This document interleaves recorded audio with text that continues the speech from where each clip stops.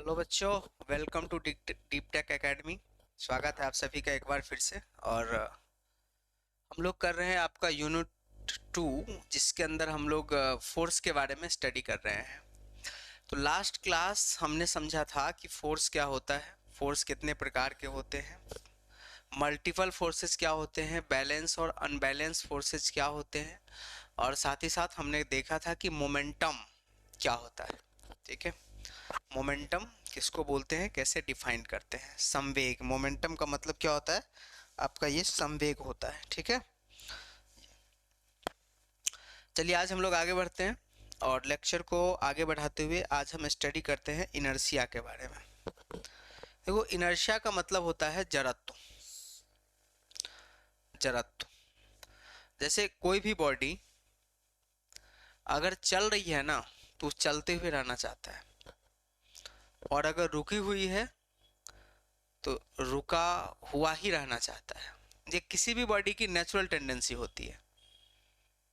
ठीक है, जैसा है वैसा ही बना रहना चाहता है। ये किसी भी बॉडी की एक नेचुरल टेंडेंसी होती है कि जैसा है ये वैसा बना रहना चाहता है। ठीक है, उसके इसी गुण को इनर्शिया कहा जाता है। मतलब क्या है कि इनर्शिया क्या होता है, टेंडेंसी ऑफ अ बॉडी, किसी बॉडी की टेंडेंसी, प्रवृत्ति to retain their state of uniform motion और rest is called inertia. Retain का मतलब होता है बरकरार रखना। क्या होता है, बरकरार रखना, बरकरार, जैसा है वैसे बनाए रखना। तो किसी भी चीज की ये नेचुरल टेंडेंसी होती है, प्राकृतिक टेंडेंसी होती है कि जैसा है वैसा ही रहना चाहता है।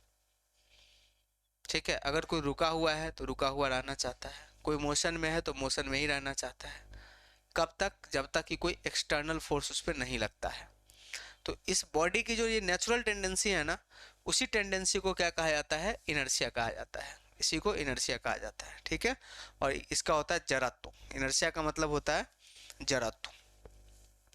अब यहाँ पे एक चीज आप देखेंगे कि जो इनर्शिया होता है ना, ये आपको तीन चार टाइप के होते हैं।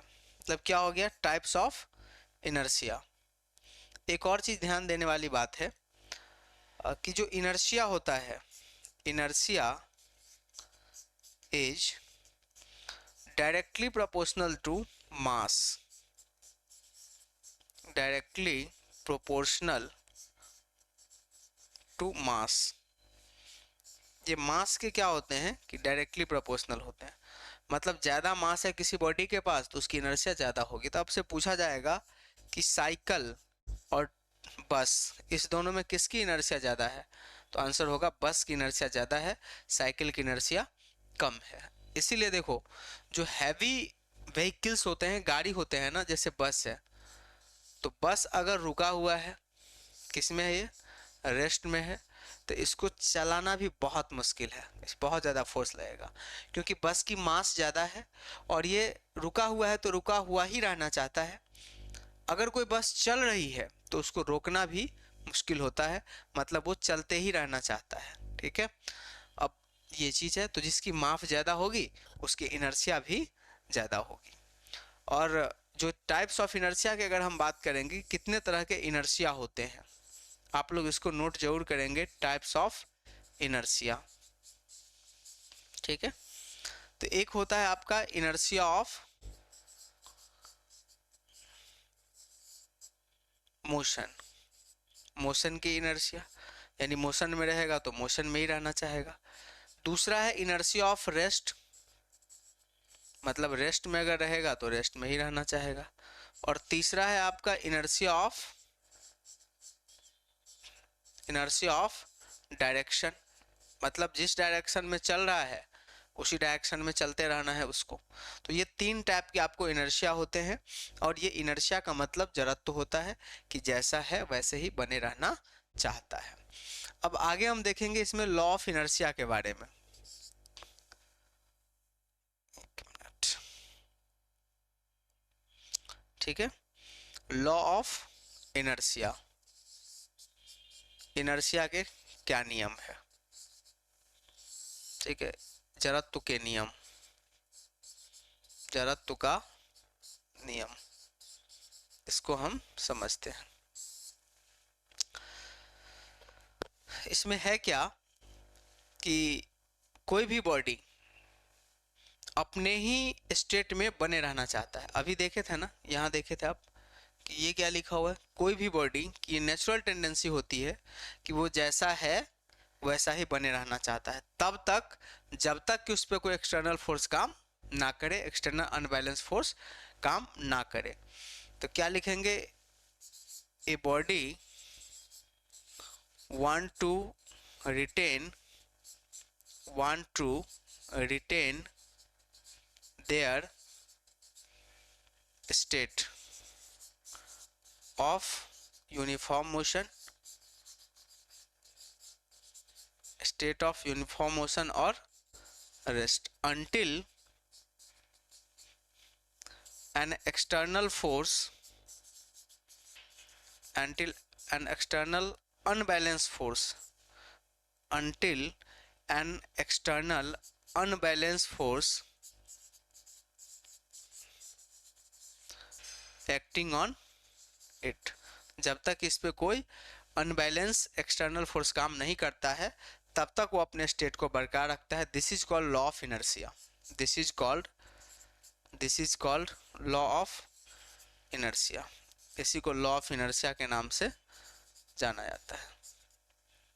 ठीक है, जैसे एक मूविंग बस चाहता है कि हम मूव ही करते रहे, एक जो रेस्ट में रखा हुआ, रेस्ट में पड़ा हुआ ट्रेन है वो चाहता है कि हम रेस्ट में ही रहे। कब तक, जब तक कि उस पर कोई अनबैलेंस फोर्स काम नहीं करता है, जब तक कि उसका इंजन स्टार्ट होके उस पर फोर्स लगाना स्टार्ट नहीं करता है। ठीक है, तो ये है आपका law of inertia.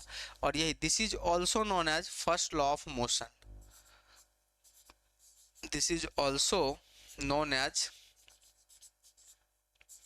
First law of motion. इसी को हम लोग फर्स्ट लॉ ऑफ मोशन के नाम से भी जानते हैं। ठीक है, न्यूटन के फर्स्ट लॉ ऑफ मोशन जो न्यूटन ने दिया था। लेकिन इनर्शिया का जो एक्सपेरिमेंट है ना वो गैलीलियो ने किया था। किसने किया था, गैलीलियो। ये गैलीलियो नाम के एक साइंटिस्ट थे, इन्होंने इनर्शिया पे एक एक्सपेरिमेंट किया था और उन्होंने बताया था कि अगर कोई बॉडी रेस्ट में है तो रेस्ट में ही रहना चाहता है, और अगर मोशन में है तो मोशन में ही रहना चाहता है, तब तक जब तक उस पर कोई एक्सटर्नल फोर्स काम नहीं करता है। ठीक है, तो ये हमारा था लॉ ऑफ इनर्शिया, एक छोटा सा टॉपिक था, इसको आप ध्यान रखेंगे। अब आ रहा है सबसे important, Newton's law of motion. Newton's law of motion. ठीक है, इसमें आपको 3 लॉ है, एक एक करके हम लोग समझेंगे। फर्स्ट लॉ, फिर second law, first law of motion. ठीक है, फर्स्ट लॉ ऑफ मोशन, इसको जो शॉर्ट में ना NLM भी बोला जाता है, न्यूटन्स लॉ ऑफ मोशन। ठीक है, तो फर्स्ट लॉ ऑफ मोशन अभी बताए थे अभी जस्ट लॉ ऑफ इनर्शिया के बारे में। तो जो लॉ ऑफ इनर्शिया होता है ना उसी को न्यूटन का फर्स्ट लॉ कहा जाता है। पहले ध्यान रखना है, एक एक चीज यहाँ पे हम समझेंगे कि फर्स्ट लॉ क्या है न्यूटन का।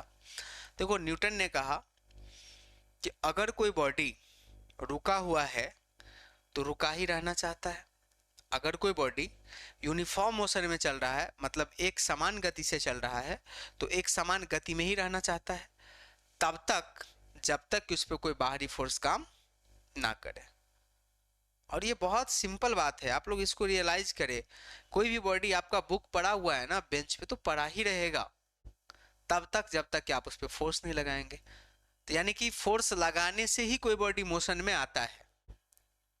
इसी को क्या कहा जाता है, न्यूटन का फर्स्ट लॉ कहा जाता है। जब आप किसी बॉडी पे एक्सटर्नल फोर्स अप्लाई करते हो तब उसका जो स्टेट है वो बदलता है, यानी कि रेस्ट से मोशन में आता है और मोशन से रेस्ट में आता है। इसी को कहा जाता है न्यूटन का फर्स्ट लॉ। न्यूटन ने अपने इस लॉ में क्या कहा कि व्हेन, ये कहा, ये जो आपको ये लिखाए थे, ठीक है, इसको आप जस्ट कॉपी पेस्ट मार सकते हैं यहाँ पे, इसी चीज को a body want to retain their state of uniform motion और rest until an external unbalanced force acting on it, this is called law of inertia। या यहाँ पे आप लिख देंगे this is called first law of motion। ठीक है, ये यहाँ पे this is called first law of motion, तो यहीं से आप इनको इस पे लिख रहे हैं, लेकिन जरूर लिखिए यहाँ पे this is called first law of motion। इसी को न्यूटन का फर्स्ट लॉ ऑफ मोशन कहा जाता है।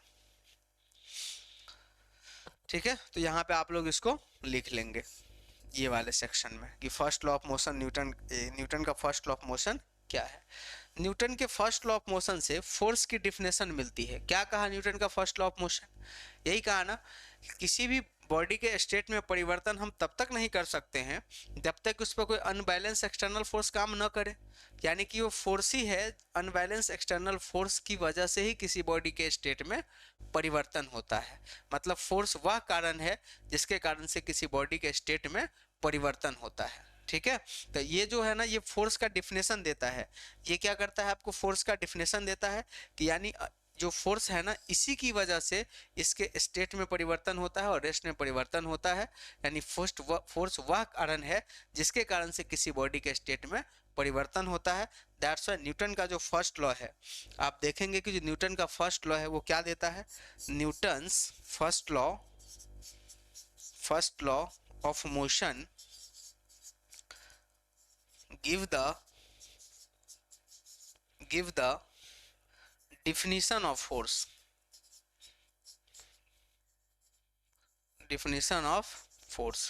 ये क्या करता है, फोर्स का डिफिनेशन देता है। और इसी को क्या कहा जाता है, also called law of inertia. इसको क्या कहा जाता है, लॉ ऑफ इनर्शिया कहा जाता है। ठीक है, जैसा है वैसे ही बने रहना ये चाहता है। This is the Newton first law of motion. कुछ एप्लीकेशन है इसके, कुछ एप्लीकेशंस है, इनके क्वेश्चंस है इस पे जो हमेशा पूछे जाते हैं आप लोगों के एग्जाम में। जैसे कि पहला क्वेश्चन है कि मान लेते हैं जब कोई मूविंग बस में आप चलते हैं, ठीक है, और बस जब एकाएक ब्रेक लगाती है, क्या है, यू आर इन मूविंग बस, तुम एक बस में हो एंड बस स्टॉप्ड सडनली, और बस सडनली स्टॉप हो जाता है।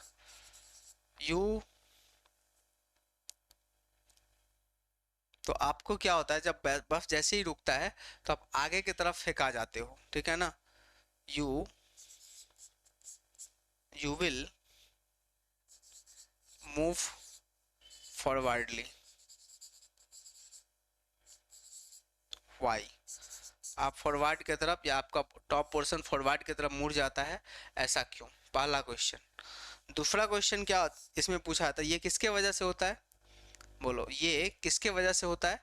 तो इसका कारण क्या है कि जब आप मोशन में रहते हैं ना, तो आपका पूरा बॉडी बस के साथ मोशन में रहता है, लेकिन जैसे ही बस स्टॉप होती है तो जो आपका पैर है वो तो रेस्ट में आ जाता है, लेकिन उतने ही देर में आपका जो अपर बॉडी है वो मोशन रेस्ट में नहीं आ पाता है, इसीलिए आप आगे की तरफ फेंका जाते हैं। ठीक है, ये दूसरा क्वेश्चन इसमें पूछा जाता है कि जब मान लेते हैं कि बस खड़ी है और आप एकाएक जो है, आपके जो बुक है ना उसमें ये सब सारी चीज़ें मिलेंगे, मैं तो आपको समझा दे रहा हूँ। ठीक है, लैंग्वेज वहाँ पे मिलेंगे तो आप जरूर लिखेंगे।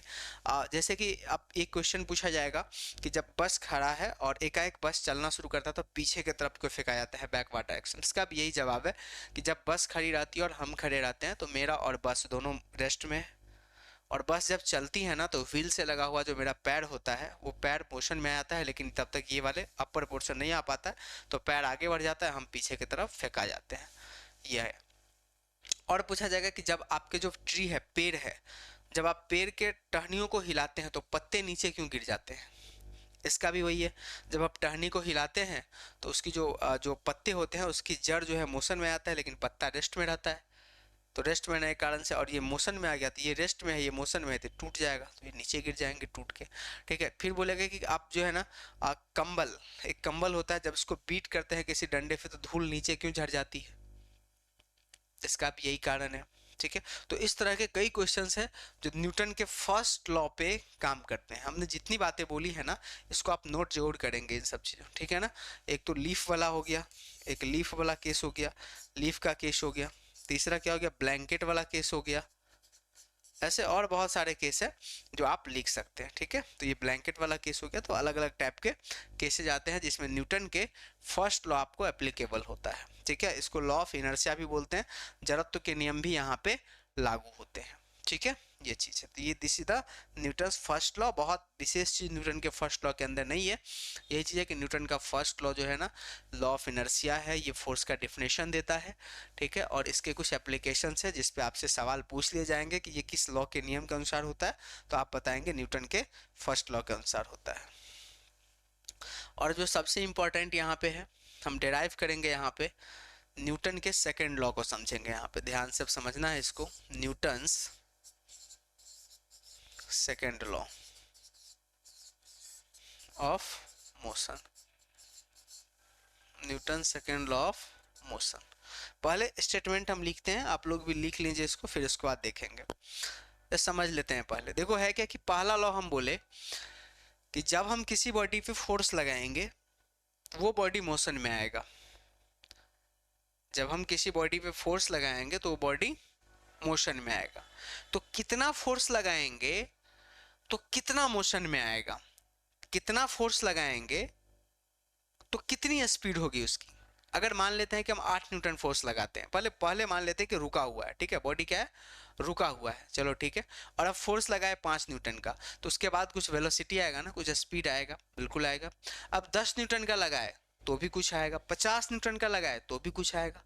तो कितना फोर्स लगाएंगे तो कितना वेलोसिटी आएगा, कितना फोर्स लगाएंगे तो कितना वेलोसिटी आएगा, या कितना से वेलोसिटी बढ़ जाएगा। अगर मान लेते हैं एक बॉडी पहले से चल रहा है, उसके पास कुछ स्पीड है, अब हम फोर्स लगा दिए तो उसकी स्पीड क्या होगी, बढ़ जाएगी। तो कितना फोर्स लगाने पे उसका स्पीड कितना बढ़ेगा, ये न्यूटन के सेकेंड लॉ से पता चलेगा। फर्स्ट लॉ से पता चला कि फोर्स लगाने से उसकी स्पीड बढ़ेगी, फर्स्ट लॉ से पता चला कि फोर्स लगाने से उसके स्टेट में परिवर्तन होगा, लेकिन अब पता करना है कि कितना फोर्स लगाएंगे तो कितना होगा। यही न्यूटन का क्या है, सेकेंड लॉ है। तो न्यूटन क्या कहा कि rate of change in linear momentum. अभी आप लोग मोमेंटम के बारे में पढ़े हैं। Rate of change in linear momentum will be equal to applied external force on body,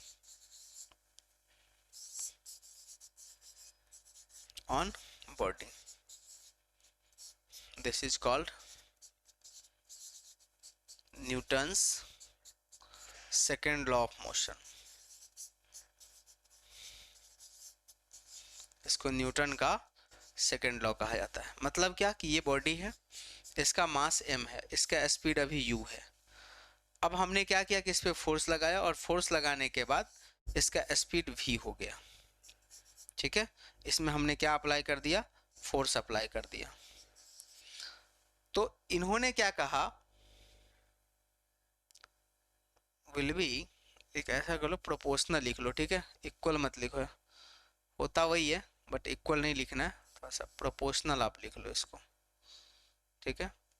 will be proportional to directly proportional, ठीक है, डायरेक्टली प्रोपोर्शनल, ये लिख लो, डायरेक्टली प्रोपोर्शनल, ठीक है। तो अब यहाँ पे देखो कहने का क्या मतलब है कि जो आपका F हो गया एक्सटर्नल, वो क्या हो गया, डायरेक्टली प्रोपोर्शनल किसके हो गया, rate of change in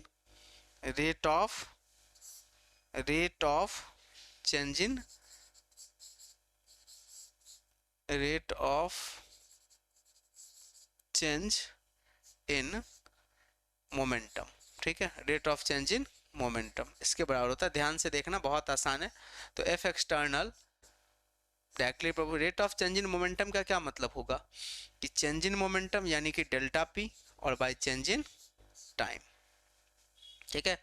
change in momentum, ये डेल्टा जो है चेंज के लिए यूज करते हैं, पी मतलब मोमेंटम बाय डेल्टा टी। अब यहाँ से आप क्या करोगे, जब भी प्रोपोर्शनलिटी हटाते हैं तो एक कांस्टेंट आता है, इसको के मान लिए और delta P by delta T, ठीक है, ये आ गया। क्लियर है बात। यहाँ पे k का वैल्यू हम लोग 1 लेते हैं, यहाँ पे k का वैल्यू कितना लेते हैं, 1 लेते हैं। तो अब क्या हो जाएगा, यहाँ से k का वैल्यू जब 1 लेंगे तो F एक्सटर्नल क्या हो जाएगा, delta P upon delta T हो जाएगा, ठीक है, फोर्स का value delta P upon delta T। आगे थोड़ा सा बढ़ते हैं इसमें, और अब क्या हो गया, F एक्सटर्नल यानी F इक्वल टू कितना हो गया, ये डेल्टा पी का मतलब क्या हो गया, आ, ये डेल्टा पी का मतलब हो गया change in momentum. Change in momentum का क्या मतलब हो गया, final momentum P final minus P initial, और चेंज इन टाइम मतलब डेल्टा टी। तो एफ इक्वल टू हो जाएगा चेंज इन फाइनल मोमेंटम कितना है, मास इंटू वेलोसिटी। यहाँ आप देखें, यहाँ देखें ये फाइनल कितना हो गया है मोमेंटम, मास इंटू वेलोसिटी, और इनिशियल कितना है m इंटू यू, ये आपका इनिशियल हो गया। तो ये हो जाएगा M V minus M U by delta T, ये आ गया।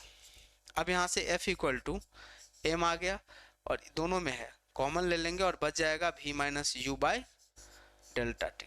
ठीक है, तो अब यहाँ से f इक्वल टू, ये देखो m है और ये v minus you upon delta t, या v minus you upon t मतलब change in velocity by time. ये क्या होता है, एक्सेलरेशन होता है, त्वरण होता है, यानी f equal to M A.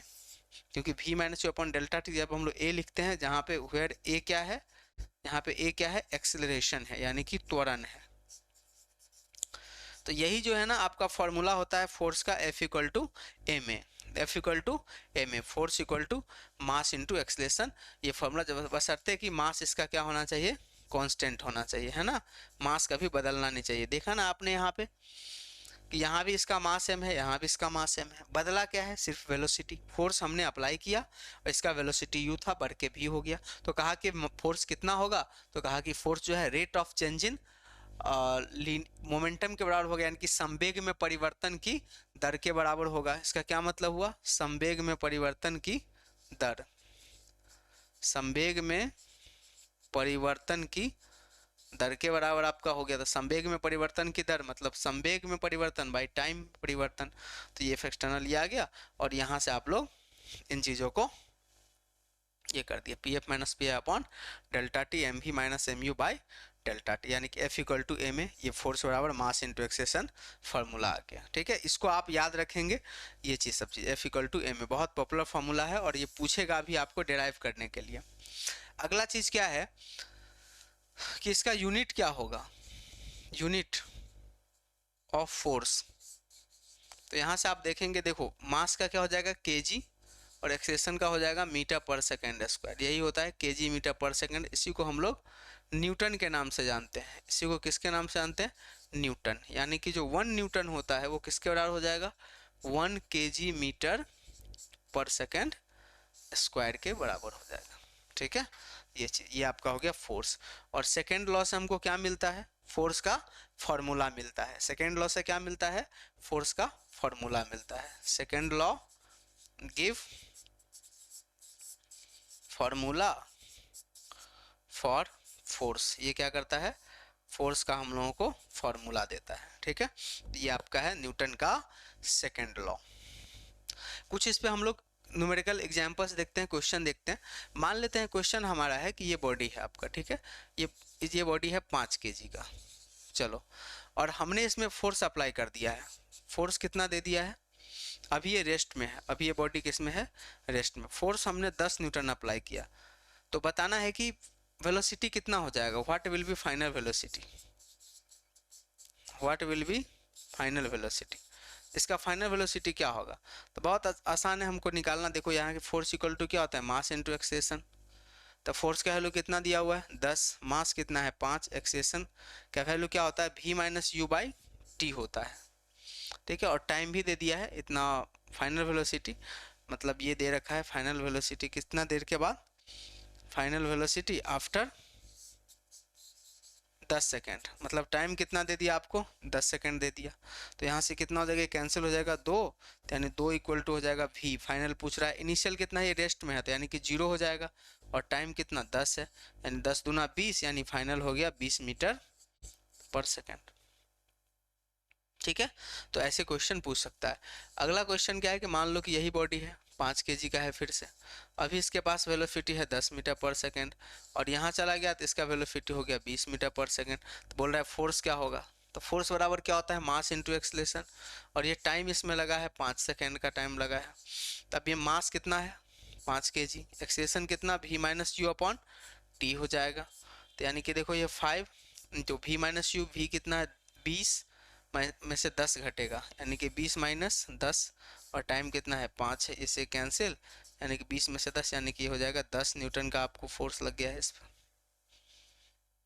ठीक है, इतना फोर्स इसमें लगा है। तो ऐसे करके जो है आपसे क्वेश्चन जो है इसमें पूछ लिए जाएंगे कहीं से भी, कि एक वैल्यू देगा, दूसरा वैल्यू जो है आपसे पूछ सकता है। अब जैसे कि एक क्वेश्चन है, मान लेते हैं कि ये बॉडी है, ये फिर 5 kg का है, इसमें आप दो फोर्स लगा रहे हो, एक इधर लगा रहे हो 3 न्यूटन का और एक इधर लगा रहे हो 4 न्यूटन का। ठीक है, तो आपसे इसमें पूछ रहा है कि इसका एक्सलेशन क्या होगा, ए का वैल्यू क्या होगा, एक्सलेशन त्वरण। तो आपको सबसे पहले नेट फोर्स निकालना है। देखो ये दोनों परपेंडिकुलर है 90 डिग्री पे, तो 90 डिग्री पे हमने बताया था कि एफ नेट क्या होता है, √3 और प्लस 4 यानी कि 9 16 25, यानी कि 5 आ गया, फोर्स आ गया। तो अब F = 5 आ गया, तो F बराबर क्या होता है, एम ए बराबर 5। अब बताओ m का वैल्यू कितना है, 5 दिया हुआ है, a हमको नहीं पता है, = 5 कैंसिल, यानी a का वैल्यू कितना आ गया, 1 मीटर/सेकंड स्क्वायर आ गया। तो ऐसे भी क्वेश्चन पूछ सकता है। अनदर क्वेश्चन ऐसे पूछ सकता है कि ये बॉडी है, इस पे देखो इधर 10 न्यूटन का फोर्स लग रहा है, इधर 20 न्यूटन का फोर्स लग रहा है, इसका मास कितना है, 5 kg है। अब बोल रहा है एक्सेलेरेशन क्या होगा, तो एक्सेलेरेशन बराबर होता है फोर्स बाय मास, होता है ना, एक्सेलेरेशन बराबर फोर्स बाय मास, कि F = ma। तो फोर्स कितना है, देखो 20 में से 10 घटा देंगे, यानी कि 20 - 10, और मास कितना है, 5 है, तो यानी कितना आ जाएगा, ये 2 मीटर/सेकंड स्क्वायर आ जाएगा। तो इस प्रकार से इसमें क्वेश्चंस आपसे पूछ लिए जाएंगे, तो आपको क्वेश्चन भी थोड़ा बहुत सोल्व करने आना चाहिए। ठीक है, चलो, तो ये था आपका न्यूटन का सेकेंड लॉ। आशा है कि आप लोग बढ़िया से इसको समझ रहे हैं। देखो जब तक इसको रियलाइज करके नहीं समझेंगे ना, लिखेंगे नहीं, तब तक अच्छा मार्क्स तो आएगा ही नहीं फिजिक्स के अंदर। ये सब्जेक्ट ही थोड़ा सा ऐसा है कि अगर आप इसको कंटिन्यू थोड़ा सा करोगे ना, तो बहुत अच्छे से समझ में आ जाएगा। एक बार दिमाग में सेट हो गया ना, तो फिर भूलने का नाम नहीं है इसमें। बाकी सब्जेक्ट के अंदर सेट हो भी गया तो भूल जाते हैं, इसमें आप नहीं भूलेंगे, बस एक बार सेट होना चाहिए। और सेट होने के लिए क्या करना है, कुछ भी नहीं करना है, बस इस क्लास को रेगुलर अटेंड करना है, रेगुलर देखना है, एक एक चीज़ों को देखना है।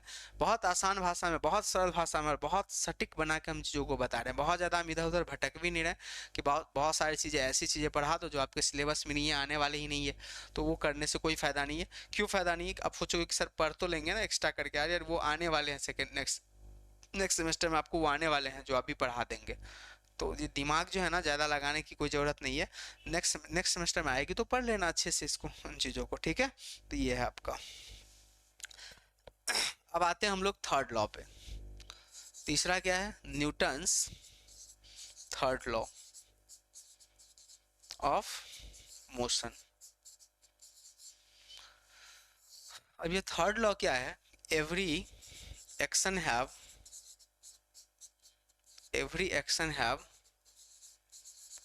Equal and opposite reaction.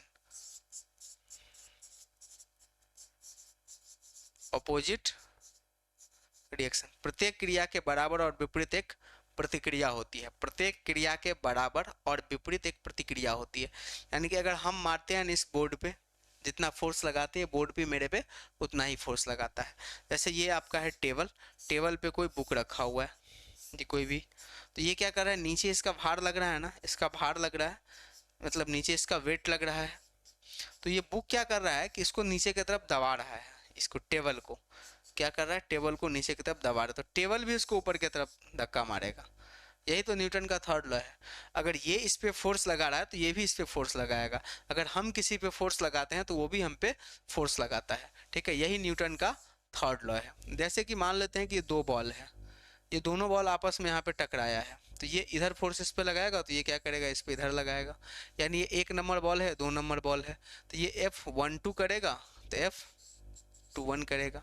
कह रहा है कि इक्वल होता है, मतलब इन दोनों का वैल्यू हमेशा इक्वल होगा। जितना फोर्स ये लगाएगा उतना ही ये भी लगाएगा, दोनों का वैल्यू हमेशा इक्वल होगा प्रत्येक क्रिया के बराबर। अगर हम किसी पे 10 न्यूटन का फोर्स लगाए तो वो बॉडी भी हम पे 10 न्यूटन लगाएगा, बशर्ते कि हम इसको इधर लगा रहे हैं तो वो मेरे से पीछे लगाएगा, मतलब डायरेक्शन हमेशा उल्टा होगा। ठीक है, तो इसीलिए यहाँ पर हम माइनस साइन लगा सकते हैं कि फोर्स का वैल्यू तो सेम है, लेकिन वेक्टर रखेंगे तो माइनस लगा देंगे, यानी कि अपोजिट है। तो यही आपका क्या होता है, न्यूटन का थर्ड लॉ है, बहुत सिंपल है। तो this is the first law, second law and third law. Newton के पहला, दूसरा और तीसरा नियम ये है, बहुत एग्जाम में आप लोगों के क्वेश्चंस पूछे गए हैं न्यूटन के फर्स्ट सेकंड और थर्ड लॉ से। तो आप लोगों को ये सब चीज़ें आनी चाहिए कि कैसे कैसे सवाल पूछा जाता है, और आप लोगों के पास अगर कोई क्वेश्चन बैंक है ना तो आप जरूर इन सब चीज़ों को देखें। ठीक है, ये तो फर्स्ट सेकंड और थर्ड लॉ हम लोग समझ गए इन सब चीज़ों से। अब जो हमारा अगला टॉपिक, इसको आप नोट कर लें। ठीक है, एक एक करके मैं ये कर लेता हूँ, आप स्क्रीनशॉट ले सकते हैं या नोट कर सकते हैं। देखो ये यहाँ से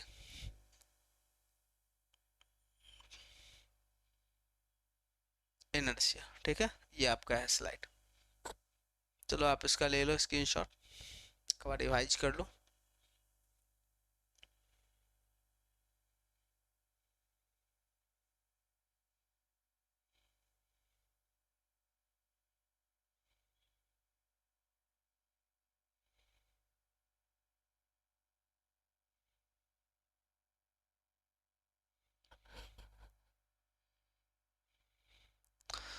चलो अब हम लोग समझते हैं कंजर्वेशन ऑफ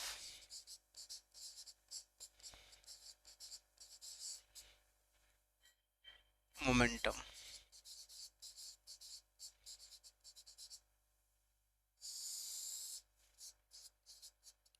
प्रिंसिपल, यानी कि इसको हम लोग बोलते हैं संवेग संरक्षण का सिद्धांत। संवेग संरक्षण का सिद्धांत, ठीक है, कंजर्वेशन ऑफ मोमेंटम प्रिंसिपल या conservation of linear momentum principle ये भी बोला जाता है। अब कंजर्वेशन का क्या मतलब होता है? कंजर्वेशन का मतलब होता है संरक्षण। संरक्षण का मतलब होता है ना ही घटेगा ना ही बढ़ेगा, जितना है उतना ही रहेगा। यानी कि जो संवेग होता है ना, यानी मोमेंटम होता है, वो हमेशा क्या रहता है? कंजर्व रहता है। लेकिन कब? हमेशा का मतलब कब कंजर्व रहता है?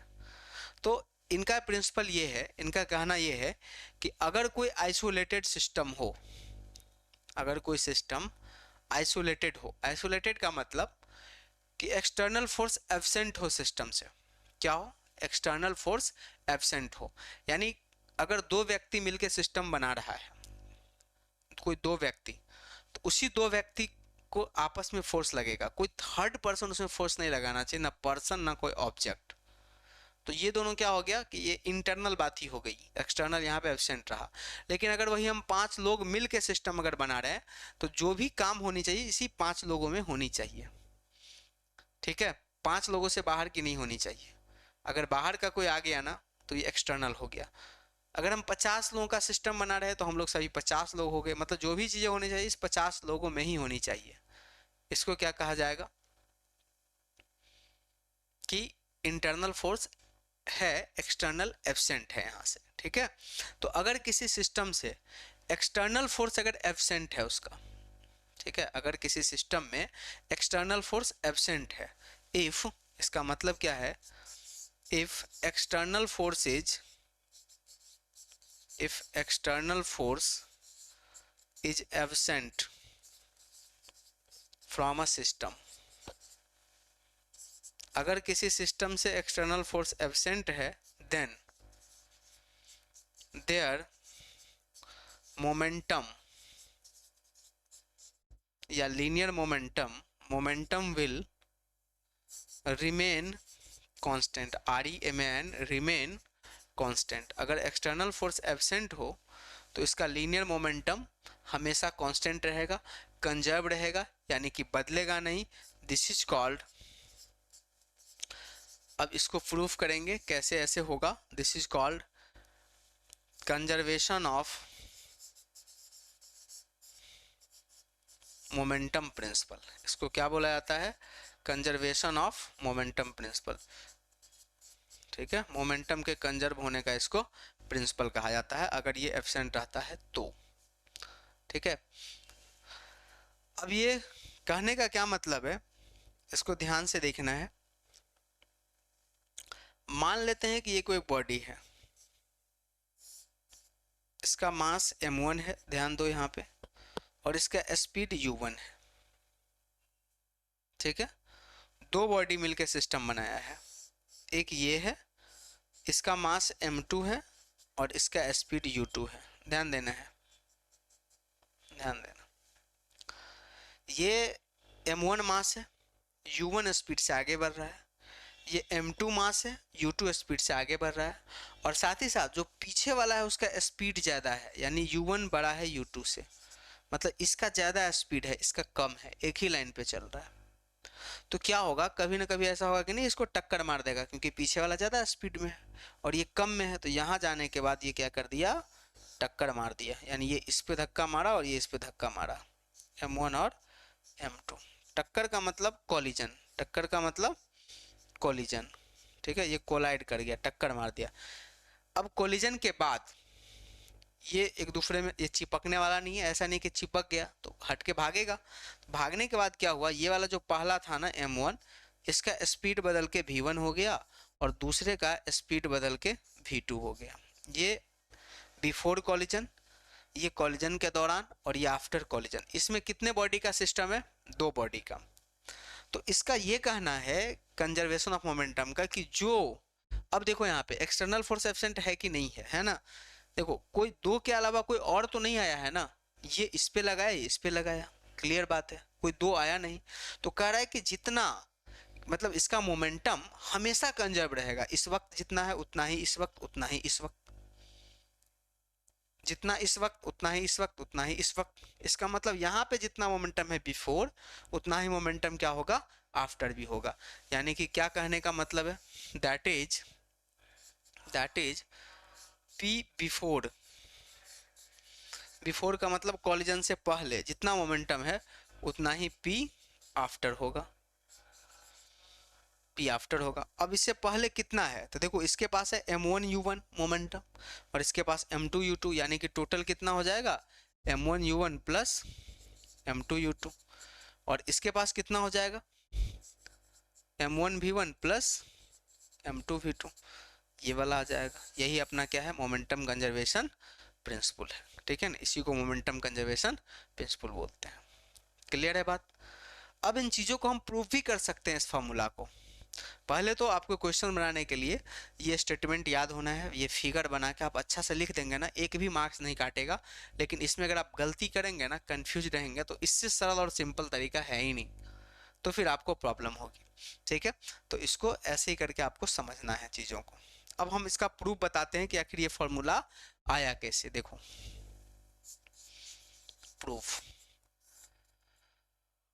अभी जो ये बताए थे एक बार और फिर एक बार देखिए, ये m1 है, ये u1 है, ये m2 है और ये u2 है।